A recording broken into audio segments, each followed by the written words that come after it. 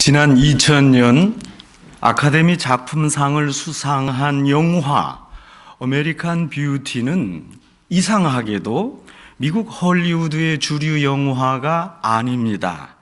마치 독립영화 같은 분위기의 이 영화는 겉으로 평안하게 보이는 미국 중산층 가정의 냉소적인 문제를 신랄하게 고발했습니다. 미국 중산층의 도덕적 붕괴와 몰락, 청교도적 미국 사회의 실제의 허구성, 그 이중성을 비판한 영화입니다. 소위 미국인 비판 영화입니다. 여기 주인공 남편은 딸 친구에게 성적 욕망을 느끼고, 아내는 바람을 피우고, 딸은 옆집 소년에게 사랑을 느끼고, 옆집 소년은 딸의 일거수일투족을 카메라에 담는 그런 마약 중독자이고, 그 아버지는 동성연애자입니다.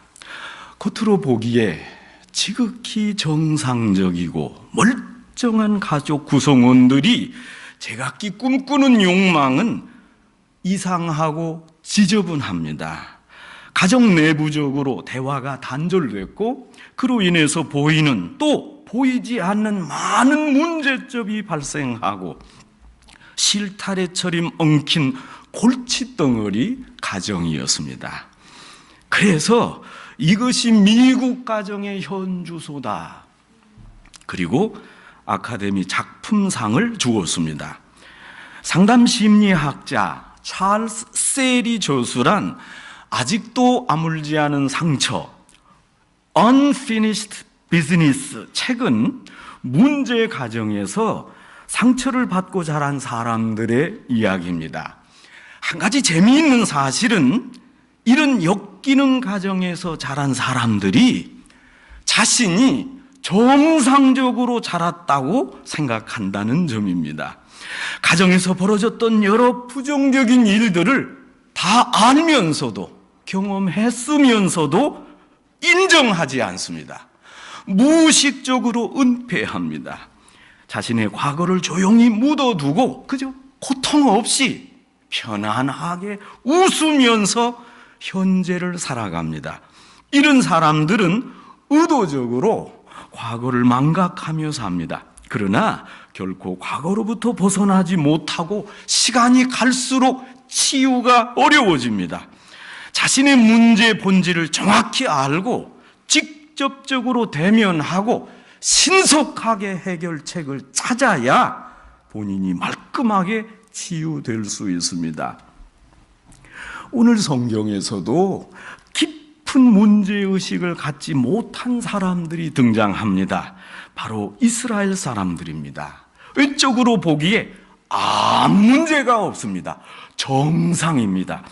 신앙이 충만한 사람입니다. 선민으로서 이스라엘 백성들은 하나님 앞에 절기 때마다 질서정연하게 제사를 드리고 거룩한 모습으로 살았습니다. 그러나 내적으로 부패했습니다. 또 부패했다는 사실을 스스로 몰랐습니다. 누가 일러주어도 몰랐습니다. 내가 부패했느니라 그래도 깨닫지 못했습니다. 그러니 문제가 심각했습니다. 오늘 본문 1절에서 사무엘 선지자가 온 이스라엘에게 외쳤습니다. 너희들이 이러면 안 되느니라, 회개하라. 사무엘이 이스라엘 사람들을 부지런히 가르쳤습니다. 그러나 영적으로 부패할 대로 부패해진 이스라엘 사람들, 듣지도 깨닫지도 못했습니다. 이런 가운데 블레셋이 이스라엘을 쳐들어왔습니다.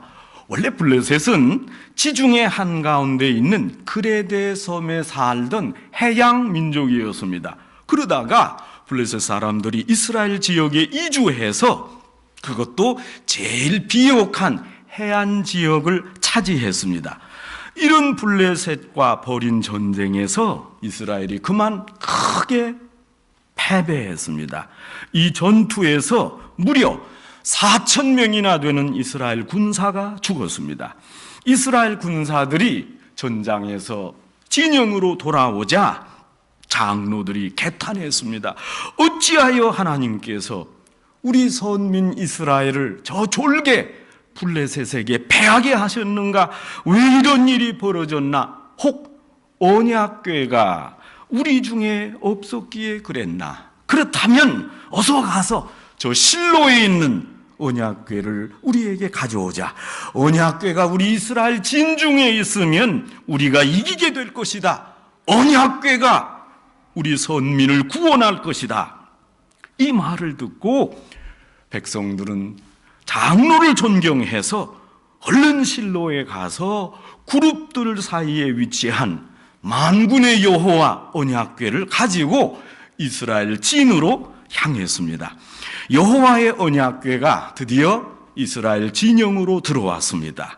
이때 온 이스라엘 백성이 승리를 확신하면서 환호성을 울렸습니다. 이제부터는 우리가 승리다. 여호와가 우리가 함께 하신다. 언약궤가 우리 진영으로 들어왔다. 이렇게 외치는 함성 소리에 땅이 울릴 정도였습니다. 이 진동 소리가 저 반대편 블레셋 군사 진영에도 들렸습니다. 그리고 이 함성이 언약궤 때문에 나는 소리라고 블레셋 군사도 알았습니다. 그래서 블레셋 사람들이 낙심했습니다. 이제 우리 블레셋은 망했다. 광야에서 여러 가지 재앙으로 애굽인을 치신 그 하나님을 우리가 어찌 당해낼 수가 있느냐? 무기로 안 된다. 절망한 블레셋 사람들이 스스로 새롭게 자신감을 다졌습니다. 그러나 어찌하랴? 우리는 싸워야 된다. 이왕 이스라엘 진영에 언약궤가 들어갔으니까 이제 우리가 할 일은 오직 힘을 다해서 싸우는 것이다. 대장부처럼 나가서 열심히 싸우자. 용기백배한 블레셋 사람들이 이스라엘을 대항하여 힘껏 싸웠습니다. 언약궤와 함께한 이스라엘도 만만치 않았습니다. 용기백배한 이스라엘 사람들은 이번만은 꼭 이길 것이라고 자신했습니다. 언약궤가 진영에 있으니까 하나님이 우리를 뒤에서 밀어주신다고 생각했습니다. 이번이 마지막이라고 생각한 블레셋, 언약궤를 철석같이 믿던 이스라엘, 이렇게 자신만만한 양 진영이 싸웠습니다. 그런데 이게 웬일입니까? 또 블레셋 군사가 이겼고 이스라엘이 대패했습니다. 언약궤로 자신만만했던 이스라엘은 각기 장막으로 도망해서 흩어졌습니다. 거룩한 날 살려라 도망갔습니다. 설상가상으로 그토록 소중히 여겼던 언약궤마저 블레셋 군사에게 빼앗겼습니다. 언약궤를 지키고 있던 엘리의 두 아들 홈니와 비느하스도 여기서 죽었습니다. 성도 여러분, 이스라엘 민족에게 도대체 어떤 문제가 있었습니까? 우리가 생각해 보면 나름 모두가 열심이었습니다. 사실 외적으로 볼 때 이스라엘 사람 아무 문제가 없었습니다. 어찌 보면 사태 파악 능력이 뛰어났습니다. 신속했습니다. 항거할 수 없이 강한 외적이 쳐들어와서 지금 이스라엘이 대패할 때 하나님의 임재를 상징하는 언약궤를 가져온다는 게 무슨 잘못입니까? 신앙의 발로 아닙니까? 하나님을 우리 진 가운데 모시자, 그거 아니겠습니까? 다른 우상을 만든 것도 아니요, 자신의 힘과 지혜를 의지해서 특별한 무기를 개발한 것도 아니었습니다. 이건 불신앙이 아니었습니다. 하나님의 임재를 상징하는 언약궤를 가져온 것, 신앙적 행동 아니었습니까? 전쟁에서 패배한 문제를 신앙적으로 해결하고 하나님께 의지하는 마음, 여러분 이것이 가상하지 않습니까? 이 정도면 열심히 득심 아닙니까? 또 엘리 제사장의 두 아들 역시 잘 대처했습니다. 비록 이전에 많은 잘못을 했습니다. 나라가 어지러운 중에, 그러나 언약 백성들이 언약궤를 운반할 때 언약궤 바로 옆에 서서 언약궤와 함께 있었습니다. 이만하면 괜찮지 않습니까? 밖에서 볼 때 이스라엘 사람들의 신앙은 그야말로 블레셋 군사를 충분히 떨게 만들었습니다. 그런데 왜 하나님은 이스라엘의 믿음과 정성을 무시한 채 그 하찮은 이방 블레셋에게 지게 하십니까? 언약궤를 생각하고 언약궤를 지인 안으로 가지고 들어오는 이 독실한 마음을 모른 채 하시고 왜 이스라엘을 파멸의 길로 인도하셨습니까? 도대체 그 이유가 무엇입니까?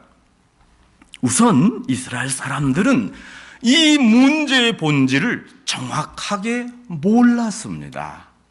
무식이 죄입니다.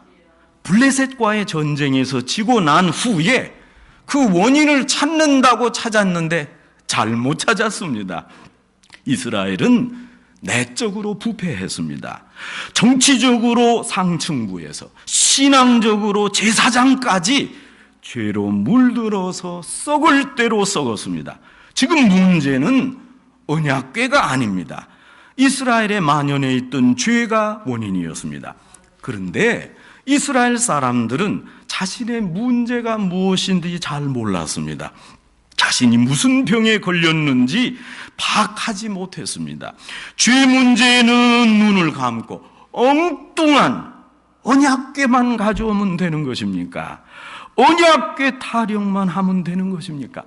진단이 잘못됐습니다.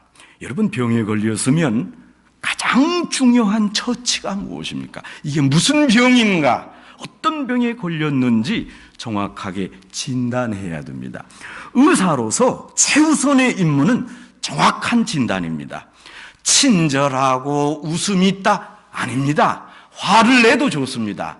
의사가 신경질을 내도 정확한 진단을 파악해야 됩니다. 진단을 잘못하면 병을 고칠 수 없고 생명을 이룰 수 있기 때문입니다. 바른 진단을 하고야 바른 처방을 내릴 수가 있습니다.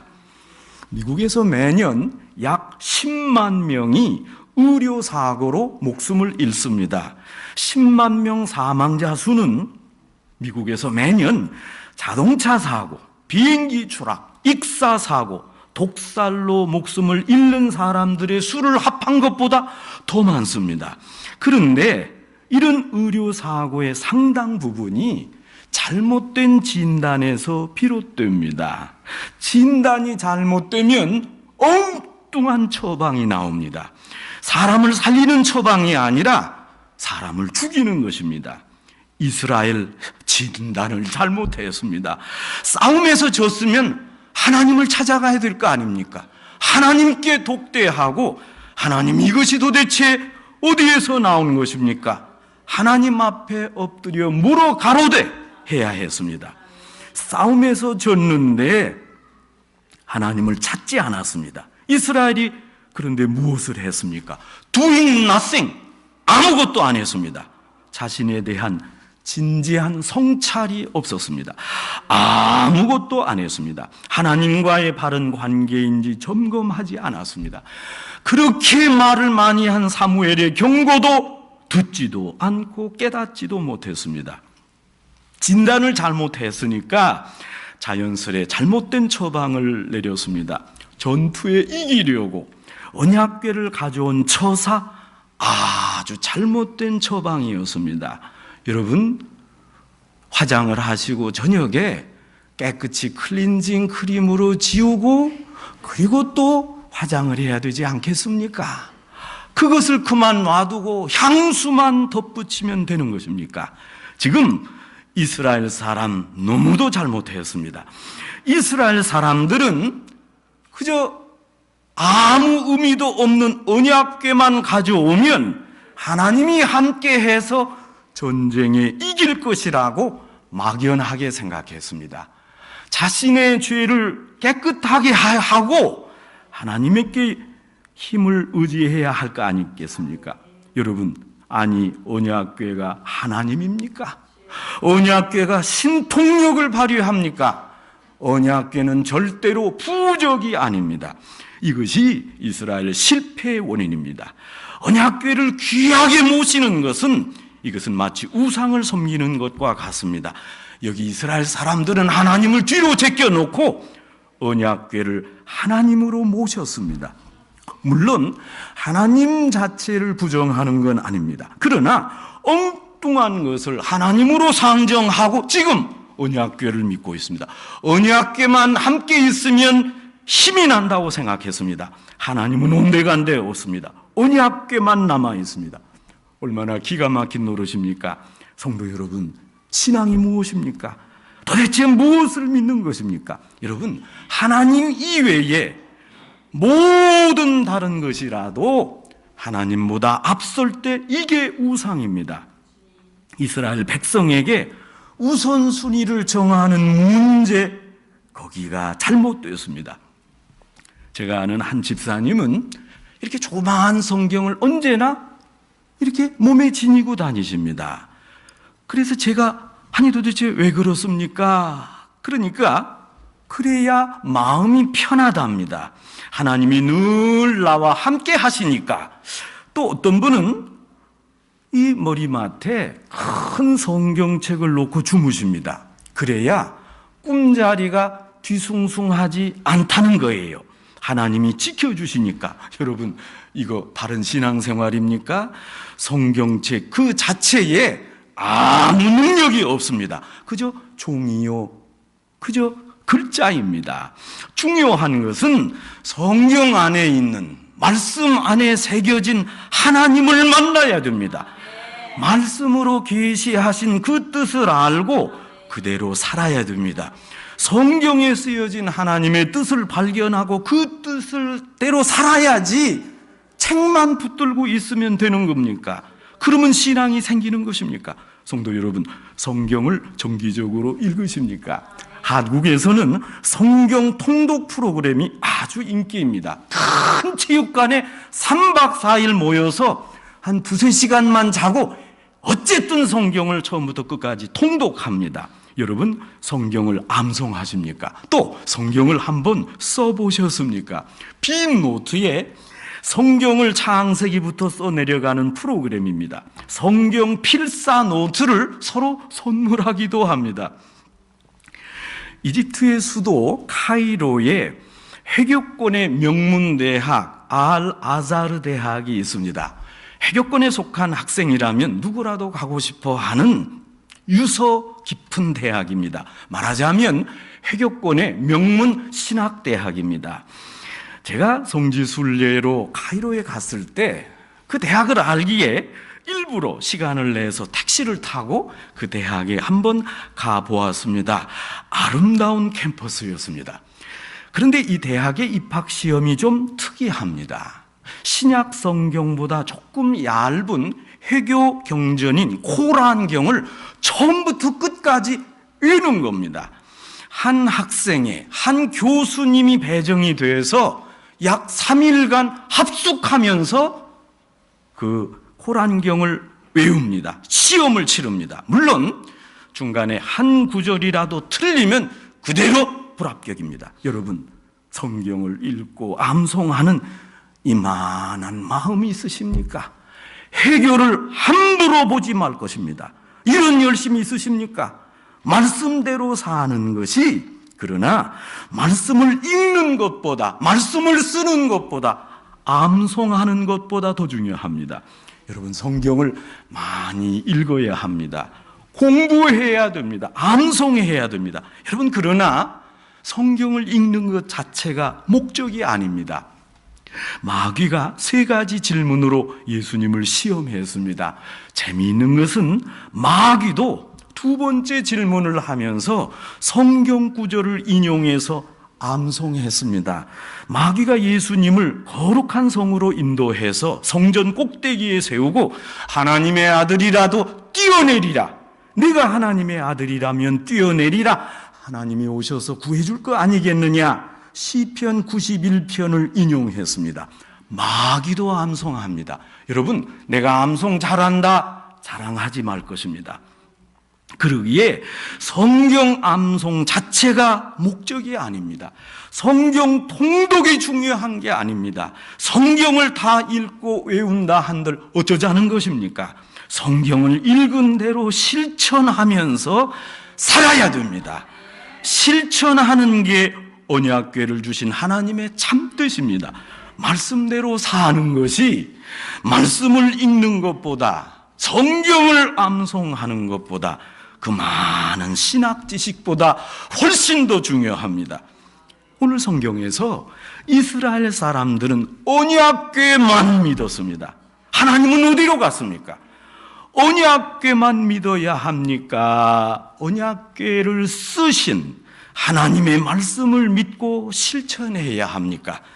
이스라엘의 패망은 하나님을 잘못 이해한 데서 비롯되었습니다. 하나님은 공간적으로 제한되게 존재하는 분이 아닙니다. 하나님은 무소부재하신 분입니다. 이스라엘 사람들은 언약궤를 그저 우상으로 섬겼습니다. 하나님의 십계명을 주신 돌판이 들은 것이니까 하나님이 여기에 함께 하시겠다. 언약궤를 열어보세요. 그 안에 들어있는 두 돌판에 새겨진 십계명을 읽어보세요. 그 중에 명시된 둘째 계명이 무엇입니까? 우상을 섬기지 말라. 하나님이 실천하라고 주신 언약궤를 읽고 해석하고 실천하지 않고 모시기만 하면 되는 겁니까? 그래서 전쟁에서 이기는 것입니까? 언약궤 안에 새겨주신 말씀대로 살았어야 하는 거 아니겠습니까? 제가 한국에서 서울신학대학원에 다닐 때 1년의 차이를 두고 공교롭게 큰 두 붕괴 사고가 있었습니다. 성수대교가 1994년 10월 21일에 무너졌고 삼풍백화점이 1995년 6월 29일에 붕괴됐습니다. 성수대교와 상풍백화점이 무너졌을 때 기숙사에 있던 저희 모든 학생들이 그 신학대학원 기숙사 텔레비전을 통해 방영되는 참사 현장을 지켜봤습니다. 그 많은 학생들이 아무 소리 하지 않고 지켜봤습니다. 그 어느 신학 수업보다 현장감 있는 목회 교육이었습니다. 삼풍백화점이 무너졌을 때 가깝게 지내던 서울신학대학교 한 교수님이 제게 물었습니다. 전도사님이 건축을 공부했다니까 묻겠는데 도대체 삼풍백화점이 왜 무너진 거요? 한국의 건축 기술이 아직 부족합니까? 그때 제가 이렇게 대답했습니다. 교수님, 그것은 기술의 문제가 아닙니다. 건축 문제가 아닙니다. 경제적인 문제도 아닙니다. 이것은 이중의 신학적 문제입니다. 제 말을 듣고 교수님이 놀라서 물었습니다. 아니, 건물 무너지는 것과 신학적인 게 무슨 상관인가? 제 대답의 요지는 이러했습니다. 첫째 신학적인 문제는 철근을 빼먹은 사실입니다. 설계도대로 시공해야 할 건물에서 재료를 몰래 빼먹었습니다. 하나님께 바쳐진 재물을 엘리의 두 아들 홈니와 비느하스가 고기를 빼먹듯 지금 거의 반드시 넣어야 할 재료를 다 훔쳐먹었습니다. 그러니까 이것은 양심의 문제요, 나아가 신학적 문제입니다. 둘째 신학적 문제는 건물이 파괴된다는 계속된 경고를 무시한 사실입니다. 백화점이 무너지기 오래전부터 구조 전문가 진단팀이 건물이 무너집니다. 균열이 갔습니다. 회사 측에 계속 보고했습니다. 회사는 그 진단을 듣지 않았습니다. 아니, 회사 사장이 구조 전문가입니까? 들어야 할 거 아니겠습니까? 주인은 이 백화점이 어떤 백화점인데 고급 백화점 이미지 망쳐서 물건 안 팔리면 어떻게 하나, 그것만 걱정했습니다. 지금 건물이 무너지는데 무슨 이미지를 지킨다는 것입니까? 삼풍백화점은 당일 오후 6시에 무너졌습니다. 무너질 기미가 아침부터 하루 종일 보였습니다. 회사 측은 하루 종일 접수된 그 많은 엄중한 경고를 무시했습니다. 깡그리 무시했습니다. 이스라엘 사람들이 사무엘의 바른 진단을 무시했던 것처럼 회사는 그 전문가 보고를 모두 무시했습니다. 도대체 어쩌자는 겁니까? 다 함께 죽자는 겁니까? 모두가 귀머거리였습니다. 바른 진단을 알려줘도 못 듣고 신속한 처방을 대처하지 못했으니까 건물이 무너졌습니다. 여러분, 너무 부끄럽습니다. 이것은 신학적인 문제였습니다. 아무리 생각해 봐도 성수대교 삼풍백화점은 이중의 신학적 문제입니다. 여러분, 기적이 있습니다. 무너질 건물 많습니다. 여러분, 그것을 알고 지내야 됩니다. 무너져야 할 건물이 지금 있는 것입니다. 바로 깨달아야 합니다. 성도 여러분, 우리는 왜 실패합니까? 신앙생활에서나 세상살이에서 왜 넘어지고 실패합니까? 하나님이 원하시는 온전한 길에서 왜 자꾸 곁길로 나가서는 겁니까? 죄로 물든 우리 자신을 바로 성찰하지 못했기 때문입니다. 그런 죄의 상태를 바로 진단하지 못했습니다. 바로 진단을 내리지 못했으니까 바른 처방을 실행하지 못했습니다. 모든 사건을 바르게 진단하고 바르게 처방하는 것만이 실패를 방지하는 유일한 길입니다. 늘 깨어 기도하고 하나님과 교통하고 하나님이 내게 주시는 그 말씀하시는 말을 밝히 깨달아 알아야 합니다. 말씀을 통해, 환경을 통해, 설교를 통해 주시는 말을 오늘 깨달아야 합니다. 성도 여러분, 지금 여러분에게 무슨 문제가 있으십니까? 아무에게도 말 못할 어려운 상황이 여러분을 엄습합니까? 일이 잘 안 되십니까? 그렇다면 세상을 의지하지 마시고 이제 하나님 앞으로 나오십시오.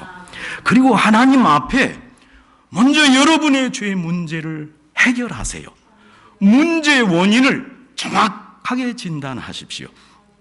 주변적인 요소에 집착하지 마세요. 여러분, 주위에 언약궤 같은 것이 있거든 다 청소하시기 바랍니다. 오직 하나님만 만나시기 바랍니다. 문제를 직면할 때마다 하나님이 주시는 지혜로 처방합시다. 그리할 때 구원받은 그 엄청난 은혜에 걸맞는 성결한 성도로 생활할 수 있습니다. 성도 여러분, 이제 정신을 차립시다. 마음을 가다듬고 우리 신앙의 현주소를 다시 살핍시다. 왜 실패했습니까? 잘 진단하고 다시 처방합시다. 처음부터 다시 해야 됩니다. 하나님 앞에 더 이상 실패하지 않고 사람들 앞에 바른 길을 행하여 늘 승리하시는 산호세 중앙교회 성도 여러분 되시기를 주님의 이름으로 축원합니다.